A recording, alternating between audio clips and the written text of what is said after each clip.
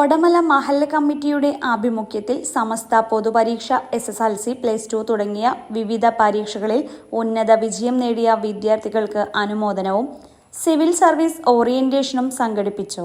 ഒടമല മിലാക്കുദ്ദീൻ മദ്രസയിൽ നടന്ന പരിപാടി മഹല്ല് മുദരിസ് ഷരീഫ് ഫൈസി കാരക്കാട് ഉദ്ഘാടനം ചെയ്തു. പ്രസിഡന്റ് CK മുഹമ്മദ് ഹാജി അധ്യക്ഷനായി.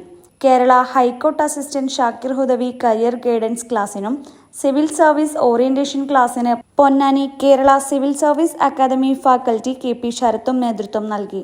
മഹല്ല് general secretary Ashraf Moulavi, Sathar master, CT Noushad Ali, മഹല്ല് കോർഡിനേറ്റർ ഷിബിൽ ഹുദവി, PC അജ്മൽ ഹുദവി, സുഹൈൽ ഹുദവി എന്നിവർ പരിപാടിയിൽ പങ്കെടുത്തു.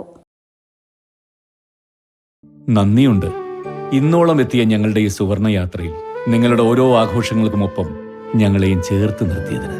Beauty mark gold and diamonds, specially for U.